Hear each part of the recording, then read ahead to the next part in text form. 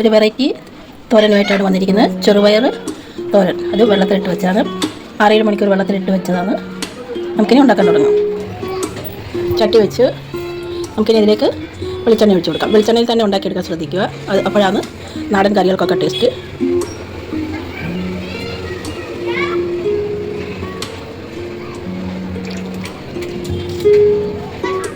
അങ്ങനെ നമ്മുടെ എണ്ണ ഇവിടെ ചൂടായി. ഇതിലേക്ക് നമുക്ക് കടുക് ചേർത്ത് കൊടുക്കാം. കടുക് ഇടുമ്പോൾ തീ കുറച്ച് വെക്കാൻ ശ്രദ്ധിക്കുക, അല്ലെങ്കിൽ നമ്മുടെ നെത്തൊക്കെ പൊട്ടിച്ച്. ഇനി ജീരകം,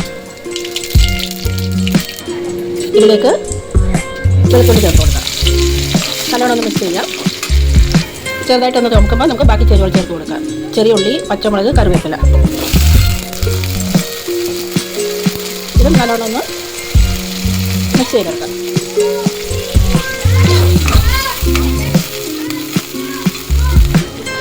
നമ്മുടെ ഉള്ളിയൊക്കെ ഇവിടെ മൂത്ത് വന്നിട്ടുണ്ട്. ഇനി നമ്മുടെ മെയിൻ താരമായ ചെറുപയർ ചേർത്ത് കൊടുക്കാം.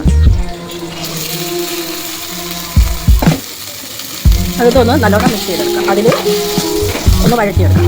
അപ്പോഴാണ് ഒരു പ്രത്യേക ടേസ്റ്റ്. നമുക്കൊന്ന് തുറന്ന് നോക്കാം. ഇതിലേക്ക് ആവശ്യമായ മഞ്ഞൾ ചേർത്ത് കൊടുക്കാം.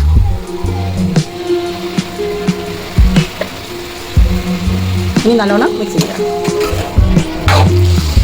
മിക്സ് ചെയ്ത് വീണ്ടും അടച്ചു വെച്ച് വേവിച്ചെടുക്കാം. ഇതിലേക്ക് നമുക്ക് കുറച്ച് വെള്ളം ചേർത്ത് അടച്ചു വെച്ച് വേവിച്ചെടുക്കാം.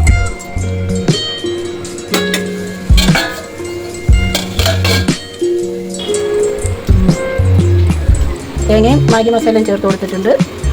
മണ്ഡലകാലമല്ല, അപ്പം മീനൊക്കെ കഴിക്കാത്തവർക്ക് ഇതൊരു നല്ല ഒരു ടേസ്റ്റ് ആയിരിക്കും. ഇനി 2 മിനിറ്റ് അടച്ചു വെച്ച് വേവിച്ചെടുക്കാം.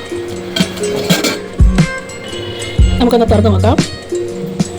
അങ്ങനെ വളരെ ടേസ്റ്റി ആയിട്ടുള്ള ചെറുപയർ തോരനൂടെ റെഡി ആയിട്ടുണ്ട്. ഒന്ന് മിക്സ് ചെയ്ത് അടച്ചു വെച്ച് ഗ്യാസ് ഓഫ് ചെയ്യുക. ബാക്കി അവിടെ ആ ബർണറിൻ്റെ ചൂട് ഇരുന്നായിക്കോളൂ. അപ്പോൾ ഒരു വീഡിയോ ആയിട്ട് കാണുന്നവരേക്കും എല്ലാവർക്കും ബൈ. ഒന്ന് സബ്സ്ക്രൈബ് ചെയ്ത് ഷെയർ ചെയ്ത് സപ്പോർട്ട് ചെയ്യണേ. വീണ്ടും ഒരു വീഡിയോ ആയിട്ട് കാണുന്നവരേക്കും ബൈ.